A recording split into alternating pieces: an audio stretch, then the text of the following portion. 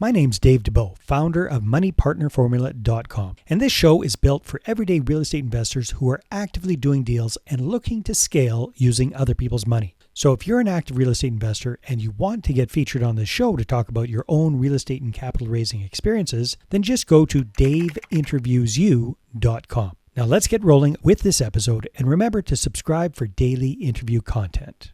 Hey folks, welcome back. Today, zooming in from beautiful Salt Lake City, Utah, we have a very accomplished real estate entrepreneur and syndicator, Mitchell Rice. And Mitchell has a very interesting company name that I think probably has an interesting backstory. Elkstone Capital Partners, that's the name of the company. Multifamily is what they primarily focus on, as well as hotel to apartment conversions, which I'm looking forward to talking to Mitchell about. So Mitchell, welcome to the show. Great to have you. Thanks so much, Dave. It's an honor to be here. All right, my friend. Quick question, got to ask. Elkstone Capital, where's that name come from? If you're listening to this, I'm looking at Mitchell. He's got an impressive elk rack sitting behind him. So I think elk's a big thing. So tell me a little bit about that. Yeah, so I'm an Idaho native and I am a hunting enthusiast. And I wanted to appeal to kind of my native Idaho investors group and, investors who enjoy the outdoors. And the reason they work and invest is so that they can spend more time with their outdoor passions. And that's really where the name came from. Bart, that makes a lot of sense. All right. So we're early, still kind of early days, Q1 in 2025 as we're recording this, Mitchell. So can you zoom out, give us a big picture snapshot? What does your real estate business look like? What kind of properties do you have in the portfolio currently? Yeah. What are you guys focusing on? Yeah, so we've done one self-storage project in Idaho. It was a development, just 130 units. And then we took a big leap from there, did a 207 unit multifamily value add apartment building in Nashville, Tennessee. There were a lot of partners involved on that one. I was one of essentially 10 GPs involved. Wow. So it was a big lift. That one was 27.2 million purchase and very low loan to value. So we needed to raise about 14 million. But that's in the portfolio and we're renovating those units. And then also purchased a 100-unit hotel in Houston, Texas last September. And we are converting that currently to an apartment building. Workforce housing to be specific. And so those are the three deals we have in the portfolio currently. Cool. So several things I'd love to unwrap there. Well, let's focus on the converting the hotel into multifamily, specifically workforce housing. So tell me a little bit about that, because I've interviewed a few folks these days that have kind of switched from multifamily into hotels. Mm-hmm. You're taking a hotel and turning it into multifamily. So that's interesting. Yeah. So with this strategy, it's not about increasing the income. Really, your NOI stays the same. If not, it might go down as an apartment building, but you're compressing the denominator being the cap rate. So we're buying these hotels for anywhere between 11 to 13% going in cap rate. And then once they're leased up with 12-month leases, obviously they're significantly de-risked as an apartment, a multifamily asset, and now they'll trade at a 7 cap or an 8 cap. And so it's just a value arbitrage play. De-risk it by taking it from what's traditionally the highest risk asset class in real estate, being a hotel, obviously can yield a lot, and taking it to the lowest risk asset class, being an apartment building, and then we can sell it for way more. Okay, so dumb question. Why are hotels considered highest risk? Because they are overnight leases. So if, let's say, COVID happened again or another epidemic, the NOI on a hotel can go to zero overnight. Yeah. Versus an apartment, it can't, because it has 12-month leases. People need shelter. They always need a roof over their head, and it's a little more sticky for those leases to terminate. Got it. Oh, okay, that makes a lot of sense. So zoom me out for a second here, Mitchell, and I'm just picturing, well, if you can, share what kind of hotel was this? Yep. And how many hotel rooms were there, and how many apartments are you converting it into? Just so I kind of get a picture in my mind. So this one is 100 units. They're all studio units. So it was a 100-unit hotel, and you're turning it into a 100 studio unit? Yeah, apartments? we didn't put up walls or demise anything. Well, we are adding a couple units. So the backstory on this one is we found the owner and he's actually lived on site and he didn't have a flag on this hotel. It's just a non-flag hotel, So that but means it was an independent owner independent. operated crappy hotel, Exactly. basically. Is what I don't know if Yeah, it's crappy or yeah. not, but yeah, tell me the That being backstory. that being said, he was prepping to put a flag on it. So he Uh-huh. wanted to turn it into a residence inn at Red Roofs. And Okay. so when you go put a flag on a hotel, you have to bring your hotel up to the flag spec level. Hmm. And so he actually put about 2 million into the hotel right before we found him. So he went ahead, renovated all the interiors of the units, new LVT flooring. He installed the kitchenettes. So they all have kitchens and sinks and two burner stoves. Wow. And so we Okay. kind of had it handed to us on a silver platter. So what happened to him is he got behind on the bills Hmm. and decided he wanted an out. So he carried financing for us, and we came in and we actually Nice. gave him some of the GP. But yeah, before he signed on the dotted line with Residence Inn, we found it and we decided we wanted to take it to workforce housing.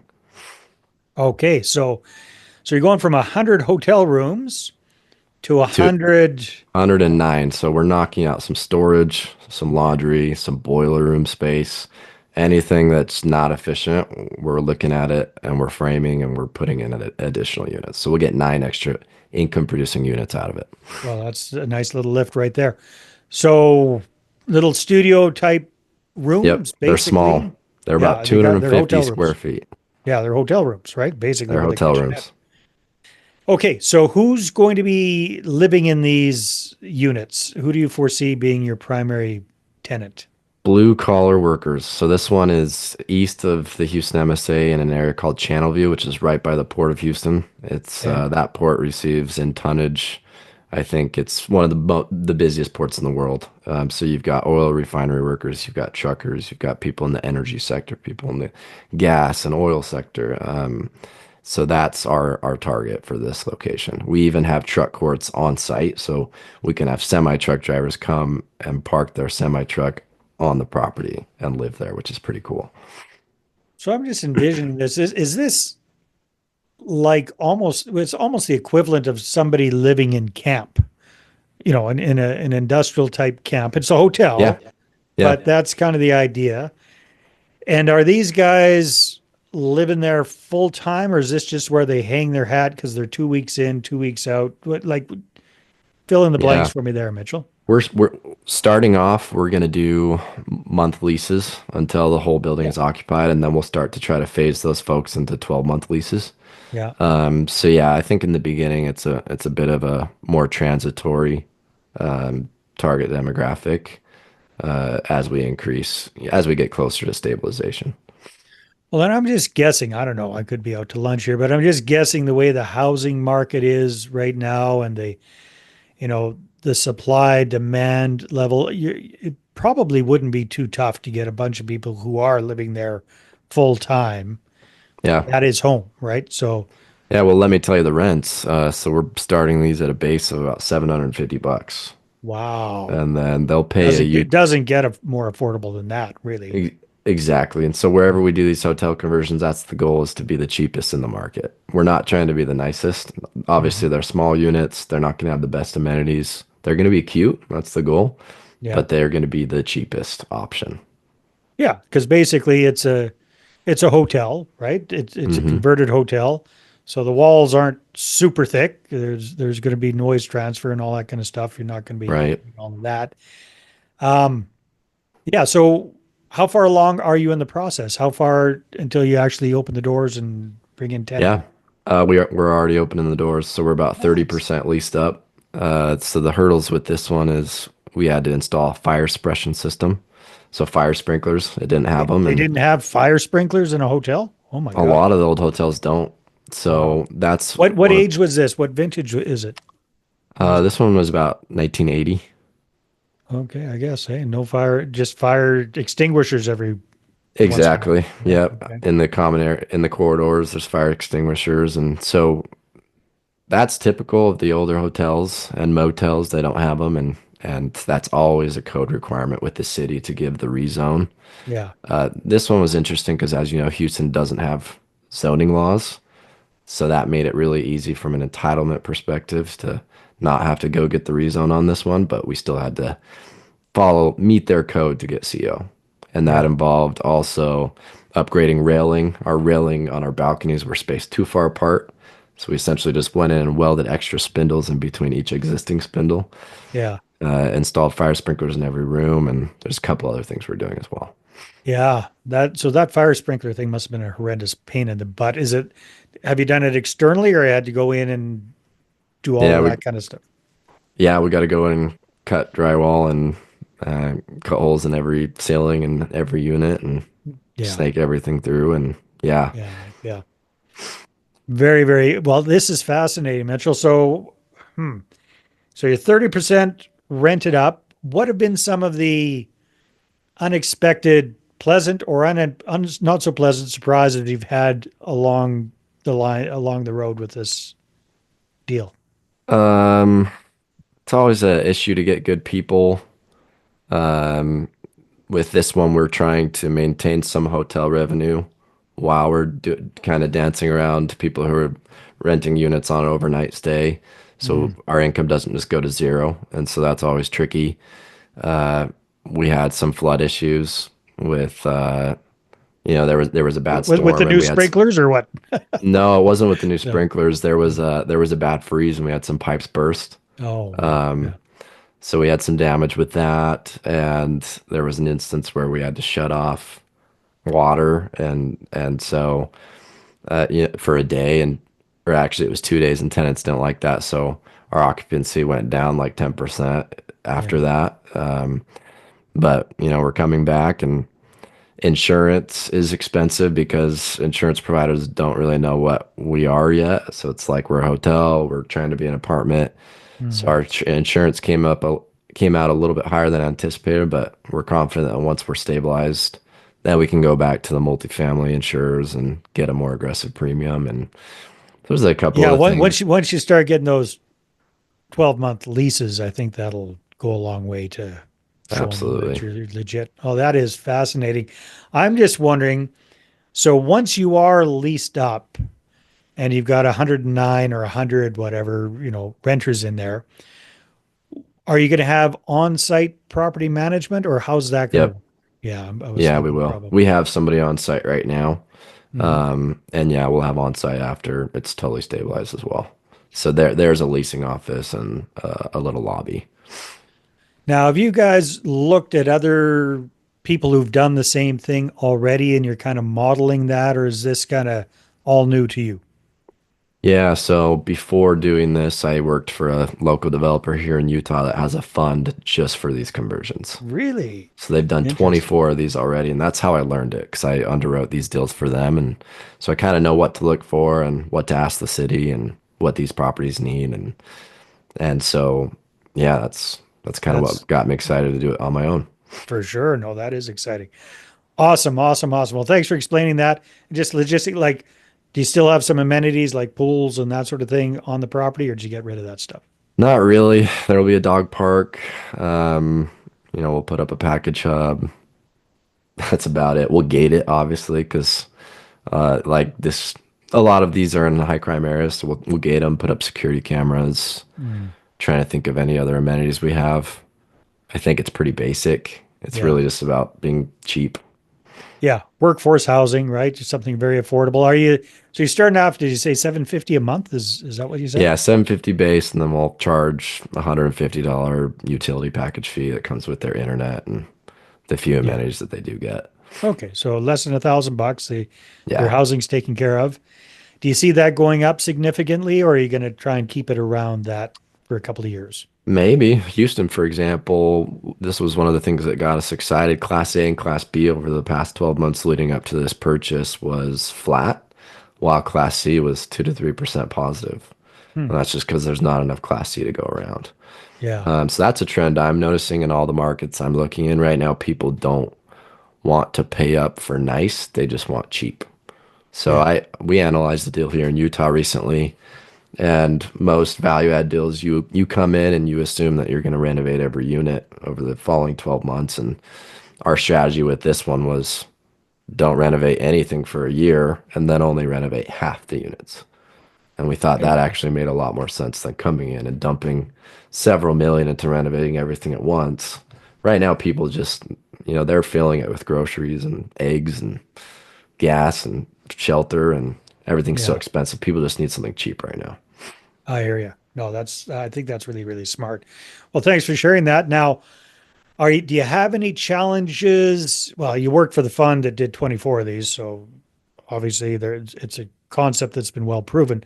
Do you have any, now that you've got your own business up and going, any challenges raising capital for this, talking to investors about what this is all about, getting their heads about it around it because it's quite different. It's actually the opposite. It's been super easy to raise money Nice. on these. For me, it's been harder to raise on our traditional multifamily deals than these conversions. I think that's because these conversions is something that they haven't heard yet. And the IRR is definitely higher than traditional multifamily. We're typically targeting mid 20s because Wow. there's additional leasing risk. Obviously, Mhm. we never take entitlement risk. We only go under contract with a big fat contingency that says we're only closing on this if we're able to get the city on board and they grant us the rezone, or Mm. it's already zoned by right. So, but obviously there's leasing risk, and some of the units don't already have the kitchenettes. So some of these that we look at, we plan to have to install those, and so there's some Mm. capex risk, construction risk, and so our investors need a higher return. So yeah, mid Got it. 20s, but that gets them excited because the difference in raising on 16, 17 IRR and then 20, in my experience over the last year, is massive. Just that 300 basis points in IRR. That Yeah. really gets investors excited. Very good. No, that's great. So as we're wrapping up the interview here, Mitchell, we're early days Q1 of 2025. What are your goals for the business over the next 12 months or so? Right now, we're at about 450 doors. So by the end of this year, I want to get to 1,000. Nice. Yeah, Yep. that's exciting. Well, Mitchell, if people are listening to this and they say, hey, that sounds cool, I'd like to find out more, where should they go? Uh, Connect with me on LinkedIn.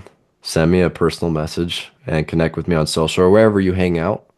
Uh, that is my only ask because otherwise we don't actually connect. We don't actually see what each other's doing.